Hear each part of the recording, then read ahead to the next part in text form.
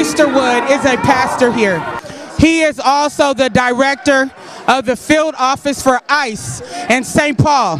So someone who claims to worship God, teaching people in this church about God, is out there overseeing ICE agents.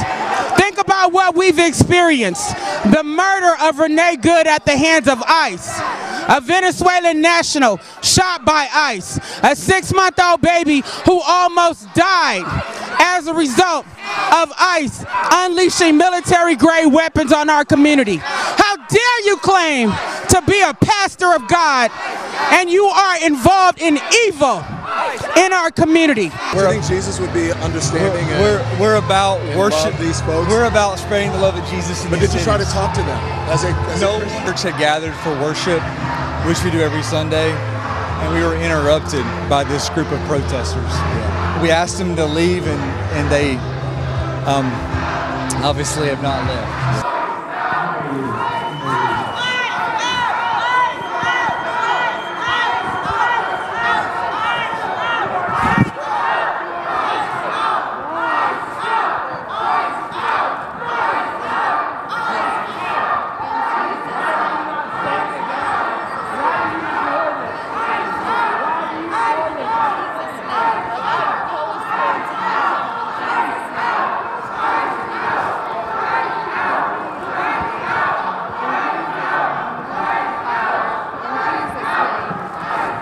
How can you be a pastor of a church, but overseeing ICE agents in the field?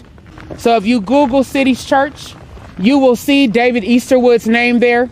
If you Google him, you will also see him at a press conference that was held by C-SPAN, standing next to Kristi Noem. And also the lawsuit that was filed by the ACLU in December on behalf of 6 Minnesota residents that just went in front of Judge Melendez, and where she put an injunction against ICE for them being able to retaliate against peaceful protesters. His name is in those court documents, again, as the director of the field office for ICE in St. Paul. Yes. That is unacceptable. How can you be a pastor of a church, but overseeing ICE agents in the field? We know that ICE agents just killed Renee Good. We know that they shot a Venezuelan nationalist.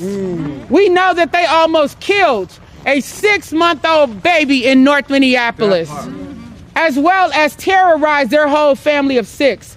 Had to send 3 of their children to the hospital, 2 of which had asthma, as they fired tear gas and flashbang grenades at the cars of innocent people.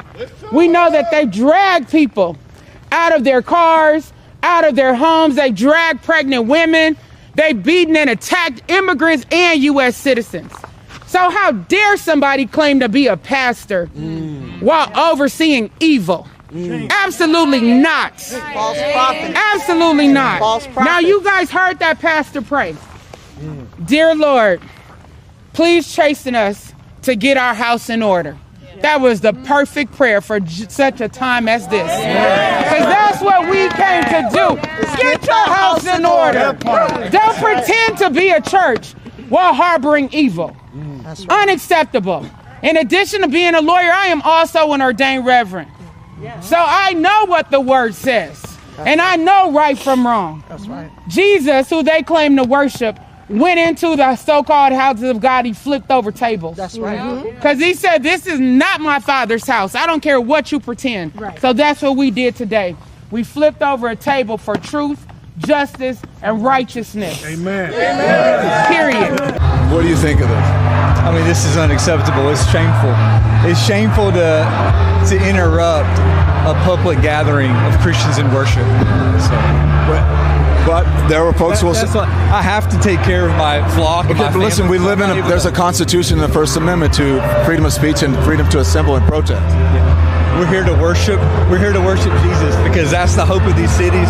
That's the hope of the world is Jesus Christ. I want to be very respectful. Please don't push me, though. We're here to worship Jesus. Yes. That's why we're here. Yeah. Okay, that's why we're here. Okay. That's what we're about. Don't you think Jesus would be understanding we're about and love these folks? We're about spreading the love of Jesus. But did you try to talk to them as a Christian? No one is willing to talk. Okay. I have to take care of my church and my family, so I asked that you actually would also leave this building. You don't want us to chronicle what happened? Unless you're here to worship. I'm always worship. I'm a Christian. We're here to worship. Yeah. We're here to worship. Okay. Thank you very much. I appreciate it. The protest wasn't random, and it wasn't about religion.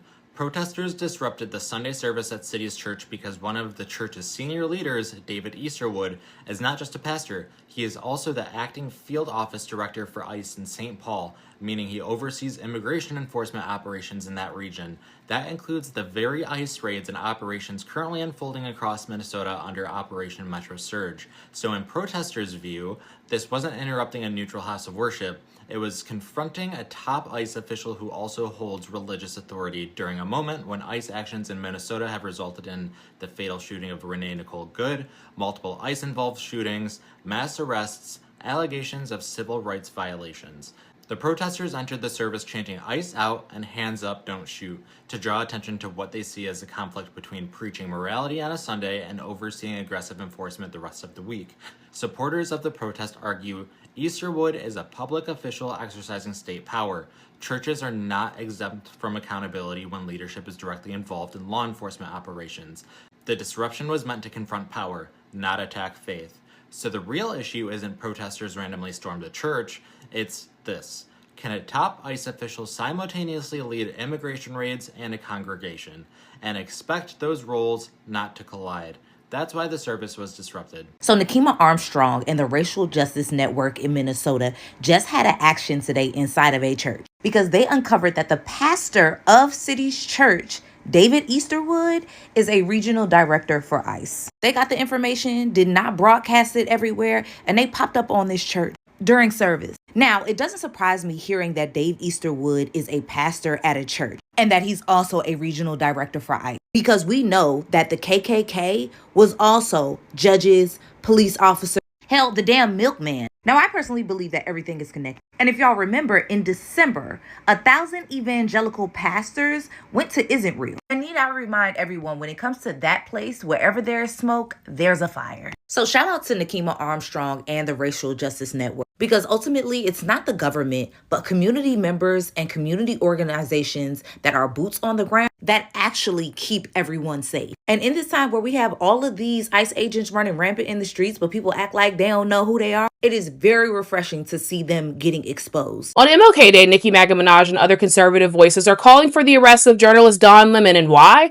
Because he reported on a protest in Minneapolis where organizers targeted a church for harboring a lead pastor who's also a top ICE agent. Let's get into it. So organizers with the Racial Justice Network disrupted services at City's Church in St. Paul, and their target was Pastor David Easterwood, who is the acting field office director for ICE in Minnesota. Now, the community members, including a lawyer and a reverend, called it shameful for a house of worship to harbor someone who was responsible for directing the mass deportation on their community. So Don Lemon was there too, and he live streamed the entire thing. The church's head pastor, Jonathan Parnell, had a big problem with the demonstration, calling it shameful for interrupting worship. But it's not shameful for a man responsible for directing mass deportation raids that kidnap community members to be leading a congregation? Got it. And Nicki Minaj, along with other conservatives, are calling for the community members who called this out and Don Lemon to be arrested. And the DOJ is trying to stick their nasty, dirty little claws in this as well. They claim they're investigating the community members for supposedly violating laws that protect religious services. So for now, the folks who disrupted the service could face federal charges, while the pastor with the double life directing ICE gets to play the victim.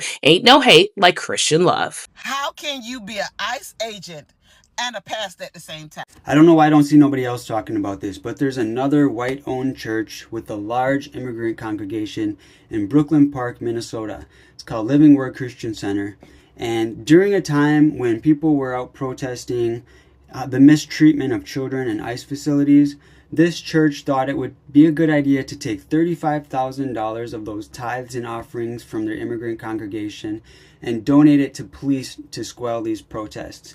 So do with that what you will, but yeah, great way to do what Jesus wouldn't. I Lemon has been in nonstop antics ever since he left CNN. Exhibit A. Oh, shit.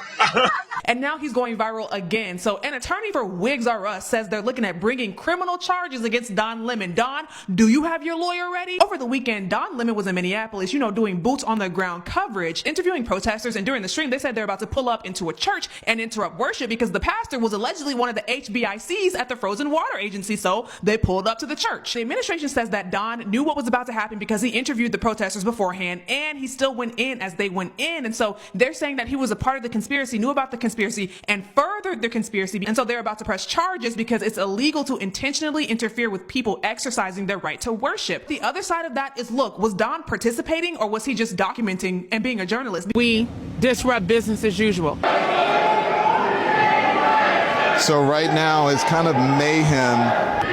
We're not part of the activists, but we're here just reporting on them. Because on the stream, he was very clear. He was like, I am not with these people. Please be clear. I am just chronicling this. I am a journalist and this is journalism. So to me, these criminal charges feel like a stretch. I think Don can definitely beat this one, but that's just my opinion. Let me know what y'all think in the comment section. They literally exposed a wolf in sheep's clothing right there in plain sight in the church. Unbelievable. Just things are getting crazier and crazier by the day, it seems like. We're not even finished with January yet, and we've just seen so much. It's just, I don't know, you guys, this is a lot. This was not on my bingo card, but I mean, can I totally say that I'm surprised? No, because there's probably more. If you could really imagine this happening in one place, there's probably some more lingering somewhere in other places throughout the country. But I don't know. The fact that they were able to find this man and figure out that, hey, he's the pastor of a church and he's the head of the ICE agency in the Minneapolis area. I think it may be St. Paul, actually. I just think that is insane to me. And the people that are defending this, of course they are, because that's all they're going to do. Whenever it comes to something, they don't want to confront head on the hypocrisy and anything that exposes the truth. They don't want to confront. Oh, everyone's saying, oh, you shouldn't have entered that church. This is a hate crime. Don Lemon should be arrested and charged with a hate crime and have to serve jail time. All of this energy, and this goes to exactly what I was discussing in yesterday's video. Everything anybody else does, it's the worst thing in the world. Oh, you need to throw the book at them. They need to be in jail. They are the worst president for doing this and not doing that.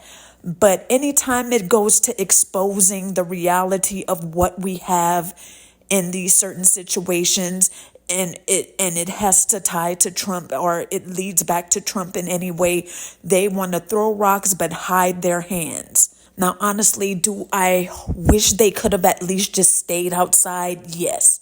But in a way, it's kind of like bump that, because if this administration could get away with anything, literally almost murder, yes, I'm saying it, then why can't people go in and walk in a church and protest? None of the people in that congregation, none of the churchgoers, to my knowledge, got injured. It was disruptive, yes, but sometimes you need to disrupt things, because the fact that ICE agents are literally waiting outside of churches, sometimes even going into churches to detain people, where's MAGA's outrage for that? We don't hear any hate crimes about the ICE agents entering church. No, y'all want to be for that because y'all want to get as many people out of the country as possible. But when people call out and expose a pastor, a person that's supposed to be someone that anybody can run to for guidance and to get prayer or however they see fit, they find out that they are the leader of the ICE agency in that area, or the ICE group. I don't know what you would call it. It really doesn't matter. I just don't see how those two things could be together in the same sentence. Not sure how you could be there for churchgoers to be someone that they could confide in, but Also, at the same time, you're trying to determine if they're a legal citizen. So I don't know. This just does not sit well with me.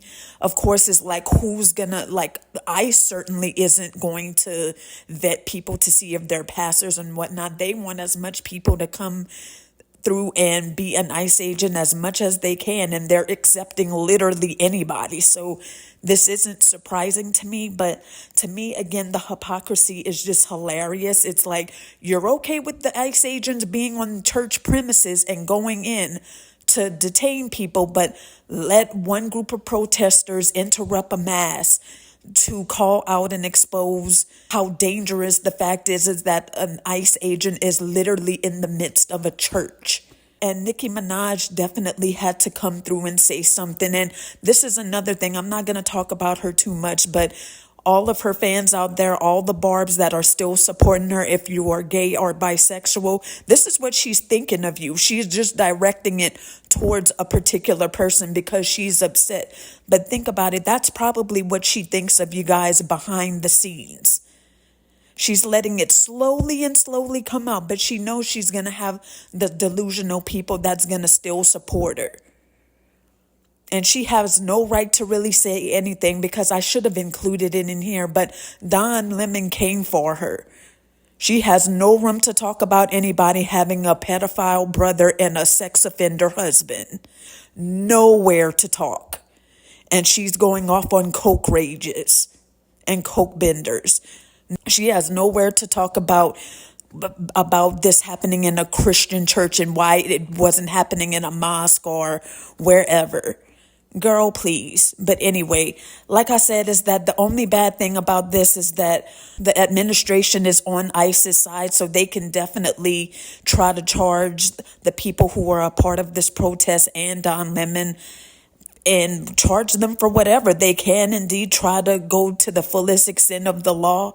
Hopefully, if there's certain judges, I don't know how that would work. Excuse me for not knowing, but maybe there will be judges that'll just dismiss the case. I don't know. Maybe they actually do have a case. We'll have to see what's going to come of this. But definitely let me know what you guys think about this down below. Just such a sickening situation. But hopefully more and more people like this will be exposed. And I don't think this is the last we're going to hear of it. But I definitely want to know your thoughts on this. And I appreciate you for making this far. And I'm going to catch you guys in the next video. Bye. See you later.